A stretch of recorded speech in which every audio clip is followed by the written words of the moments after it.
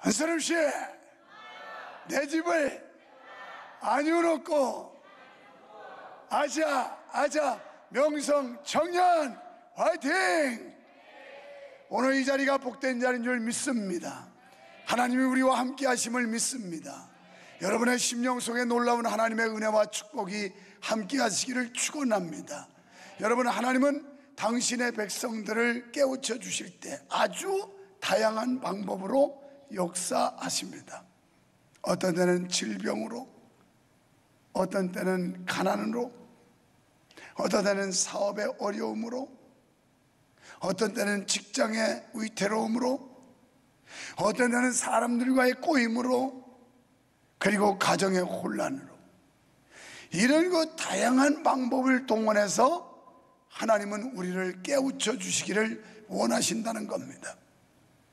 오늘 우리는 본장에서 두 가지의 시각적인 이런 하나님의 뜻을 발견할 수가 있는데, 하나는 뱃띠의 비유입니다. 또 하나는 병에 포도주가 가득 담겨 있다고 하는 비유. 그래서 이 두 가지를 비유하고 있는데, 이것은 당시에 유다 백성들의 그 생활 속에 아주 밀접하게 관련된 것들입니다. 먼저 1절부터 11절까지 보면 썩은 뱃띠의 비유가 나와요. 하나님은 마음이 강팍해진 인간들을 깨우치기 위해 허리띠의 징표를 통해서 교만한 자들을 경고하고 있습니다.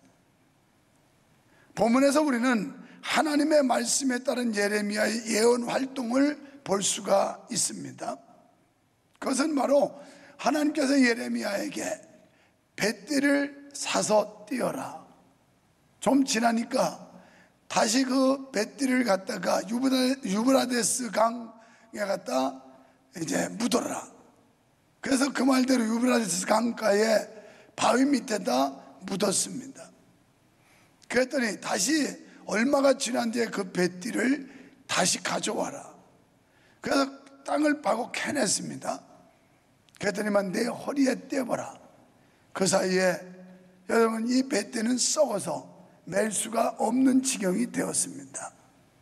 이 뱃띠라고 하는 것은 이스라엘 백성들 제사장과 관련된 물건입니다. 제사장이 이 모시로 된 뱃띠를 가지고 허리에 매게 되어 있었는데요, 제사장 하면 백성들을 대표하는 그런 종교 지도자였습니다.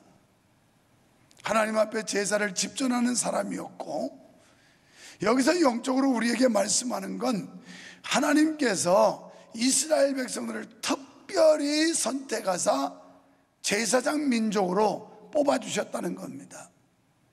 영적으로 보면 그렇습니다. 그 수많은 민족 가운데 이스라엘 백성을 샘플로 하나님께서 선택하신 것처럼 이 땅에 수많은 사람들이 살고 있는데, 하나님께서는 여러분과 나를 하나님의 기쁘신 뜻 가운데 하나님의 자녀로 불러주셨고, 오늘 천국을 소망하는 그리스도인으로 삼아주셨다는 겁니다. 여러분, 출애굽기 19장 5절로 6절에 보면 세계가 다 내게 속하였느니 너희가 내 말을 잘 듣고라고 합니다. 이스라엘 백성들에게 하나님의 말씀을 잘 들으라고 그랬어요. 오늘 본장에서 조금 뒤에 다루면 거기도 하나님께서 말씀을 들으라고 하지만 말을 듣지 않았다라고 말합니다. 부모님들이 여러분 잘할 때, 야, 너 말 좀 잘 들어라, 엄마 말 좀 잘 들어라, 아빠 말 잘 들어라, 고분고분하라, 순종하라, 이런 뜻이 아니었겠습니까? 하나님께서 유다 백성들에게 말 잘 들으라고 그랬는데 듣지 않았다는 거예요. 그래서 너희가 내 말을 잘 듣고 내 언약, 나와 그 약속되어진 거, 하나님의 말씀을 잘 지키면 모든 민족에게 너희는 내 소유가 되겠다. 하나님의 특별한 백성으로 하나님이 샘플로 뽑겠다라고 말씀했어요. 그리고 6절에서 하시는 말씀이 너희가 내게 대하여 제사장 나라가 되면 대표적인 나라가 된다는 거예요. 우리로 하여금 하나님께서 대표적인 인물로 세워주시겠다는 말도 되는 겁니다. 또 거룩한 백성이 되리라. 너는 이 말을 이스라엘 자손에게 전할지니라. 너만이 아니라 너의 후대까지 계속해서 자자손손이 이 하나님의 예언, 하나님의 약속, 이걸 전해주라고 말씀하셨습니다. 이것은 영화롭고 귀한 사명이며 직분이었습니다. 하지만 이 벳딜은 혼자 존재할 수 없고요, 사람의 허리에 띄어질 때 벳딜의 가치가 있는 거고 의미가 있는 겁니다. 그런데 이스라엘은 하나님을 떠나서 세상의 죄악의 물에 빠져버렸습니다. 신령한 하늘의 것을 버리고 땅의 것을 쫓다가 땅속에 묻혀버렸습니다. 그 결과는 썩어버렸다는 겁니다. 사랑하는 여러분, 썩은 벳딜을 어디다 쓰겠습니까? 아무짝에 쓸 데가 없고 이 벳딜은 버릴 수밖에 없다라는 거예요. 그러니까 하나님께서 이스라엘 백성을 아주 특별한 존재로, 특별한 민족으로 하나님이 뽑아 세우셨는데 이제 더 이상 쓸 수 없게 되었다라고 하는 말입니다. 어쩌면 오늘 나와 여러분을 하나님께서 특별한 존재로 불러서 하나님의 거룩한 백성 삼아 줬는데 지금은 쓸모없는 존재로 전락하지는 않았는지 우리 자신을 확인해 볼 필요가 있을 겁니다. 때문에 유다 백성들은 이 예언의 행동을 통한 하나님의 뜻을 분명히 깨달아야만 했습니다. 마태복음 5장 13절에 보면 너희는 세상의 소금인데 소금이 만일 그 맛을 잃으면 무엇으로 짜게 하겠느냐. 그래서 짠맛을 잃어버린 소금은 밖에 버리워서 사람들이 밟게 한다. 쓸모가 없다는 거죠. 모래를 밟고 다니듯이, 길바닥에 그 자갈을 밟고 다니듯이 더 이상 소금으로서의 진가가 없고 소금으로서의 존재 가치가 없어졌다는 얘기입니다. 여러분, 우리가 크리스찬으로 이 땅에 살면서 과연 하나님의 자녀로, 하나님의 젊은이들로 존재 가치를 지금 지니고 있는지, 정말 우리는 그리스도인으로서의 자격을 갖추고 있는지를 살펴봐야 될 필요가 있습니다. 마태복음 3장 12절에서도 보면 예수님께서 뭐라고 말씀했냐면 손에 키를 들고 자기 타작마당을 정하게 하사 알곡은 모아 곡간에 드린다고 그랬어요. 쭉정이는 꺼지지 않는 불에 던지겠다. 여러분은 뭐 도시에서 태어났으면 또 여러분 세대는 알 수 없어요. 목사님 세대만 해도 시골에서 어릴 적에 자라날 때 이렇게 부모님들이 키질을 많이 했어요. 너업조하게 생각한 키질을 해요. 참 이게 기술적으로 해야 되는데 이 키질을 하면 알곡은 안으로 들어오고 쭉정이는 날아갑니다.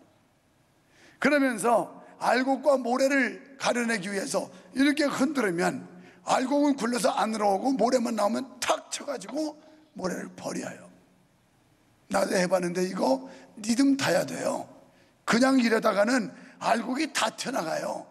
딱 던지고 다시 이게 내려가면서 이렇게 해서 키질을 하는데요, 하나님께서 알곡은 곡간에 들이고 쭉정이는 불에 태운다. 이 말은 영적으로 정말 진정한 그리스도인, 하나님의 온전한 사람들은 천국에 올리지만 그렇지 않은 사람은 지옥불에 집어넣는다는 겁니다. 우리가 믿는 목적이 뭘까요? 천당과 지옥이 있기 때문이에요. 지난 주간에 제주도 가서 어느 커피점을 갔습니다. 난 처음 갔는데 목사님들이 여러 차례 거기를 이용하더라고요. 그 주인에게 신앙생활을 하시나요? 물었어요. 그랬더니 성당에 나간대요. 그러시면 안 되는데요.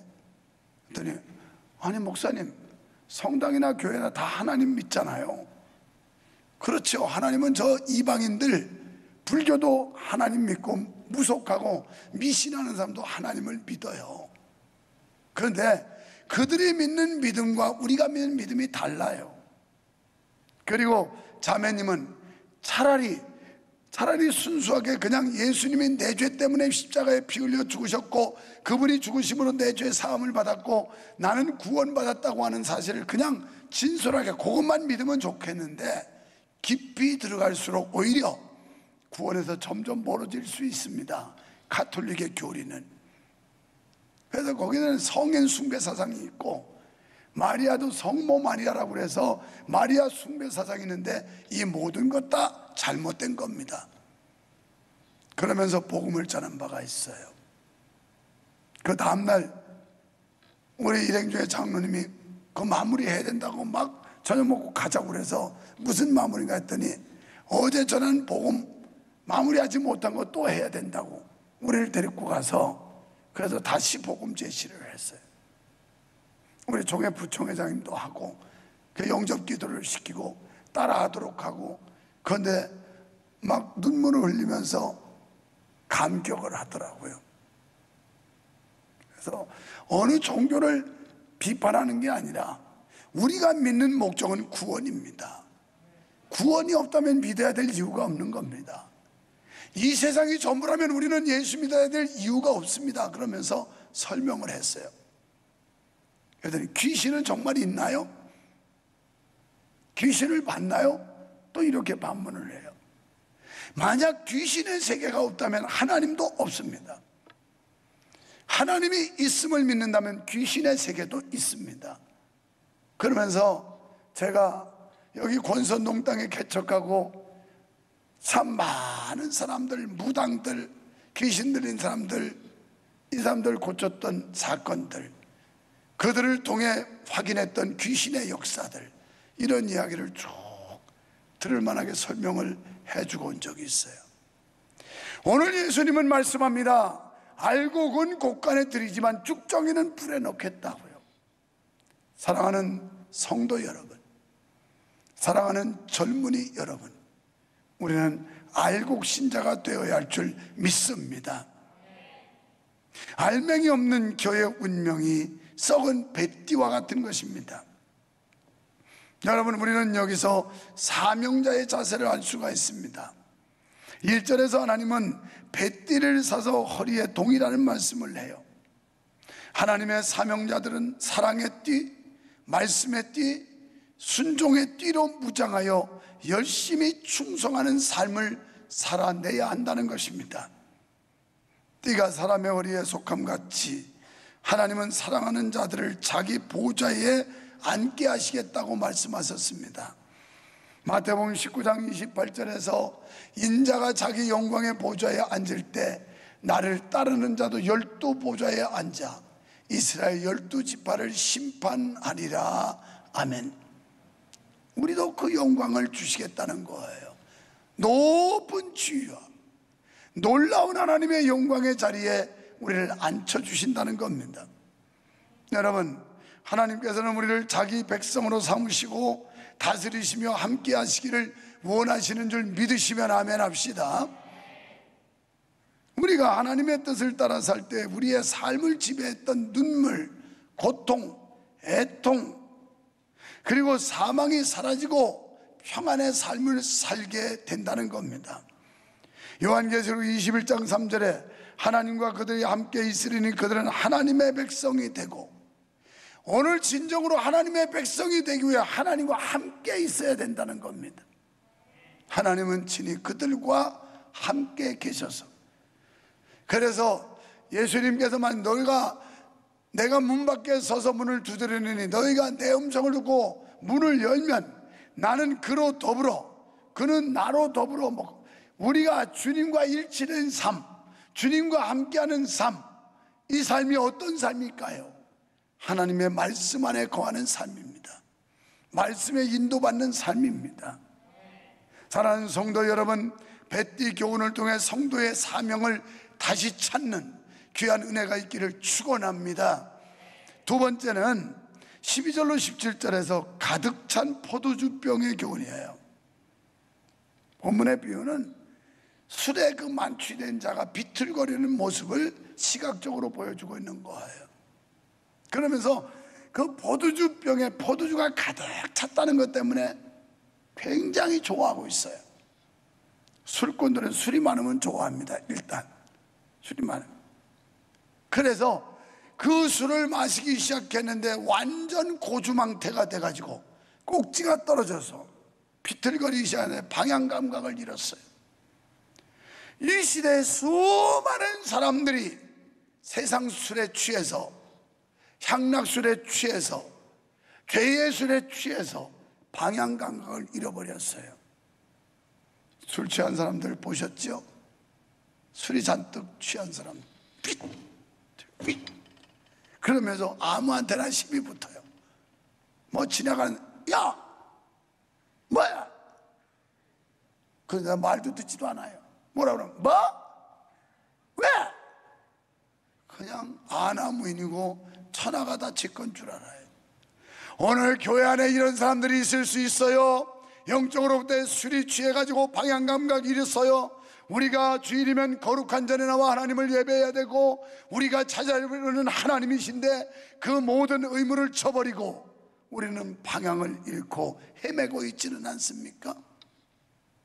그리고 하나님의 말씀에 집중하고 기울을 기울여 그 말씀에 순종하는 겸함이 없이 오히려 반항하는, 뭐? 그래서 목사가 강단에서 뭐라고? 왜? 왜 그렇게 살아야 돼? 이 세상에. 이러면서 반항하고 반발하고. 예레미야 선지 시대의 유다 백성들이 이 모양이었다는 거예요. 술에 취해서 판단이 흐려졌고 방향 감각이 없어졌고 본분을 망각하고 자기의 현주소를 잃어버린, 오늘 우리는 신앙의 현주소를 찾아야 합니다. 과연 나의 믿음의 현주소가 옳게 돼 있나? 굉장히 중요한 영적인 의미를 우리에게 주고 있습니다. 여러분이 이 성경 그냥 읽어서 무슨 뜻인지 알겠어요? 그냥 뭐 배띠가 많이 나온다, 유브라데스 강 뭐 묻어라 캐라, 허리에 띄어봐라, 그게 어쨌다는 거냐? 포도주병에 포도주가 꽉 찼다, 기분 좋겠다, 그거 먹고 뿅 가서 참 좋겠다. 여러분 그냥 성경 읽어가지고 무슨 뜻인지도 모르고 지나가지만, 그래서 교회 나와서 그래서 목사가 필요한 거고, 여기에 담겨진 이 아주 깊은 하나님의 영적인 교훈이 무언지를 캐내는 거, 이걸 목사가 하는 거예요. 이걸 여러분에게 알려주는 거예요. 여기에는 바로 이런 뜻이 담겼습니다. 이런 교훈이 담겨졌습니다. 하나님이 이렇게 말씀하시는 겁니다. 이렇게 말해주는 게 오늘 교회에서 메시지를 선포하는 거예요. 사람들은 무조건 다수 다량이면 좋아합니다. 진짜 중요하게 여겨야 할 의미를 보지 못합니다. 더군다나 이 선입관이 잘못돼 놓으면, 마음에 흑심이 있으면 판단이 완전히 흐려져서 올바른 분별력을 상실합니다. 술 취한 사람들 분별력 상실하잖아요. 완전 폐륜하잖아요. 지 부모도 모르고 댐비고 막, 이게 폐륜이에요. 그러니까 당시의 유다 백성들이 하나님이라고 하는 이 절대자, 그들을 아들로 삼고 그들을 모델로 뽑아서 선택해 주신 그 창조주 하나님을 잊어버리고 제멋대로 살았다는 겁니다. 결국 교만한 자의 운명은 어떻게 될까요? 본문 16절에 보면 교만한 자는 침침한 흑암 중에 거하게 된다라고 말씀해요. 그가 어둠을 일으키시기 전, 너의 발이 어두운 산에 거치기 전, 너의 바라는 빛이 사망의 그늘로 변하여 침침한 어둠이 되게 캄캄하다는 거예요. 미래가 보이지 않고 희망이 보이지 않고 해결할 수 있는 실마리가 보이지 않고, 이런 상태를 앞이 캄캄하다고 그러잖아요. 여러분, 일이 잘 풀리는데 캄캄하다고 하는 사람 봤습니까? 절대 그렇게 표현하지 않아요. 뭔가 사방으로 꽉 막혀가지고 도무지 답답해가지고 어찌할 바를 모를 때를 앞이 캄캄하다, 이렇게 표현해요. 앞이 캄캄하다. 하나님이 이 백성들의 앞을 캄캄하게 만들겠다, 이 교만한 자들의 앞길을 캄캄하게 만든다는 거예요. 캄캄하면 얼마나 두렵고 떨리는 겁니다. 얼마나 공포감이 생기겠습니까? 무서운 거지요. 그 다음에 사막 바람에 불려가는 초계 같게 하신다 그랬어요. 10절에서 이 악한 백성이 내 말 듣기를 거절하고 그 마음에 완악한 대로 행하며 말 안 들었다는 거예요. 하나님은 말 좀 들어라, 말 좀 잘 들어라 이러는데 말 안 들었다는 거예요. 그래서 15절에도 너희는 들을지어다 귀를 기울일지어다 교만하지 말지어다. 제발 내 말 좀 듣고 교만해서 떠나라. 좀 내 말에 귀 좀 기울여라. 이렇게 말씀하고 있는 거예요. 그런데도 안 되니까 사막의 바람에 불려가는 초계 같게 하신다고 그랬는데요, 당시에 유다 백성들은 자기 나라의 어떤 안정과 평안을 위해서 애굽이라는 나라를 의지했어요. 여러분, 일단 성경에서 애굽이라는 단어가 나오면 이건 세상을 말하는 거고 세속적인 걸 말한다고 생각하면 돼요. 아브라함이 애굽으로 갔다가 큰 망신 당하지 않습니까? 그러니까 우리는 하나님을 떠나서 세상으로 내려가면 망신 쌀 뻗친다는 거예요.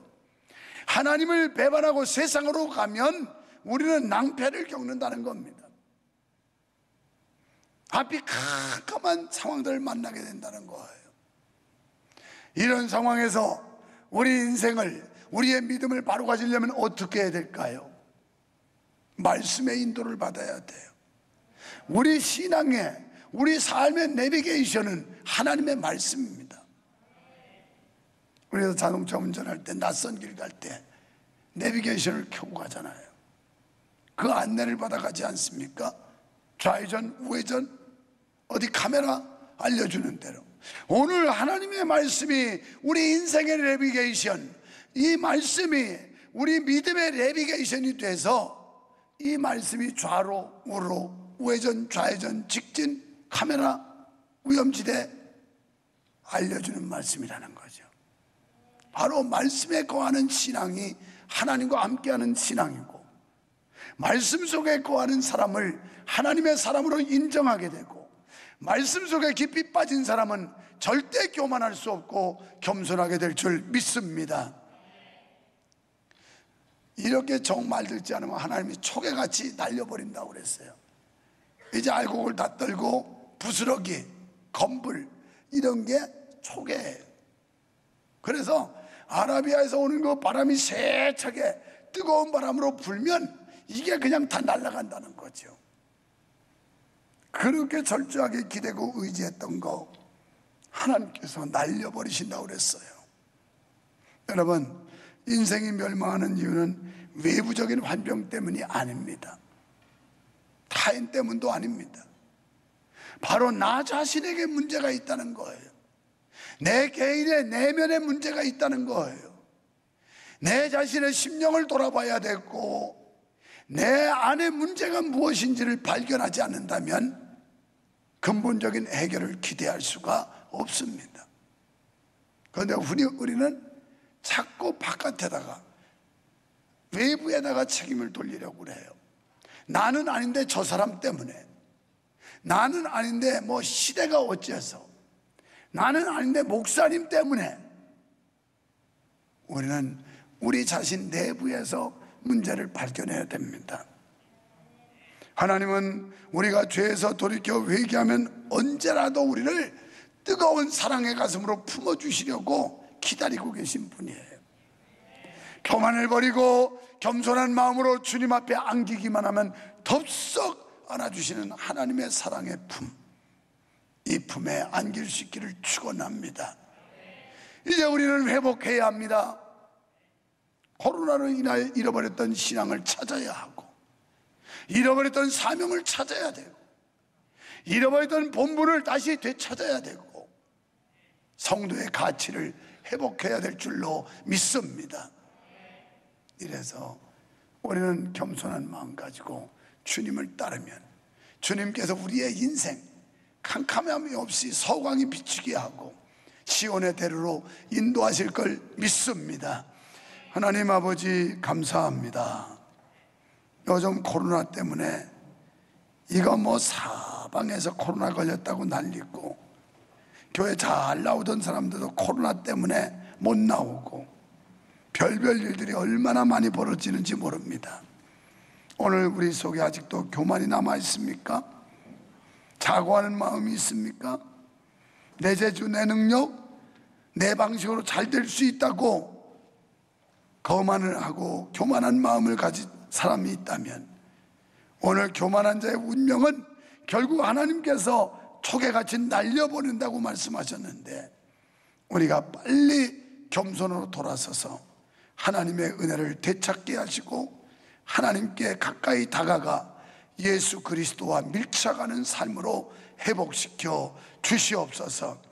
오늘도 주님 앞에 귀한 예물들을 드렸습니다. 물질에 믿음과 마음 담아 드리오니 주께서 우리 성도들의 삶 속에 놀라운 은혜와 축복을 부어주셔서 영육간의 승리자의 삶을 살 수 있도록, 인생의 캄캄함이 없어지고 밝은 광명이 비춰질 수 있도록 주여 도와주시옵소서. 예수님 이름으로 기도하옵나이다. 아멘.